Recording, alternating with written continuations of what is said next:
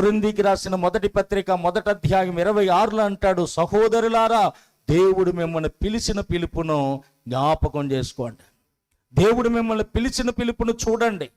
జ్ఞానవంతులని, గనులని, బలవంతులనైన పిలవలేదట. లోకంలో ఎర్రి వాళ్ళమని, తెంగరోళ్ళమని దేవుడు పిలిచాడట. బలము లేని వాళ్ళమని, గౌరవం లేని వాళ్ళమని, ఇలువ లేని వాళ్ళమని దేవుడు మనల్ని పిలిచి ఈరోజు ఇలువైనటువంటి ఆయన సొత్తుగా మార్చుకున్నాడట. చేతులెత్తి స్తోత్రం చెప్పండి.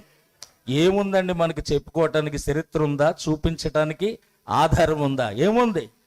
అందుకంటారు కొంతమంది, చెప్పడానికి చరిత్ర అయినా ఉండాలి, చూపించడానికి ఇరిగిపోయిన కత్తి ముక్క అయినా ఉండాలి రాజులమని.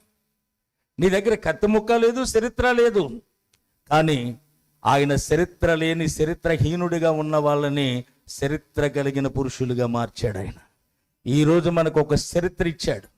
ఏమండి, ఈరోజు మన రాతను మార్చాడు. మనల్ని తీసుకొచ్చి ఒక యోగ్యత, మహాభాగ్యాన్ని దేవుడిచ్చాడు. ఇదంతా కూడా ఆయన దయ వలన మాత్రమే కలిగిందట. ఏమండి, అహస్వరాజు కోటలో, సూసన్న కోటలో అహస్వరాజు ఎదుట అనేక మంది కన్యకలు వచ్చినా ఎవ్వరికి కలగలేని ఆ దయ, దాక్షణ్యము ఒక ఎస్తేరు మీద మాత్రమే కలిగిందట. ఎవరి మీద లేనటువంటిది. అందుకే కీర్తనాకారుడు అంటాడు, నీ దయనొందిన స్త్రీలలో రాజుల కుమార్తెలు ఉన్నారు, కానీ రాణి హోపెరు అపరంజితో అలంకరించబడి నీ పక్కన కూర్చుందే.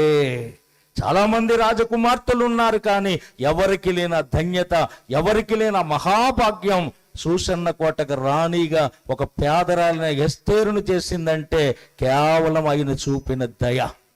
లోకంలో ఎంతో మంది ఉండగా ఏమన్నా ఆ దయ మన కుటుంబాల మీద పడింది కనుకే మనం ఆయన పాద సాన్నిధ్యంలో ఉన్నాం.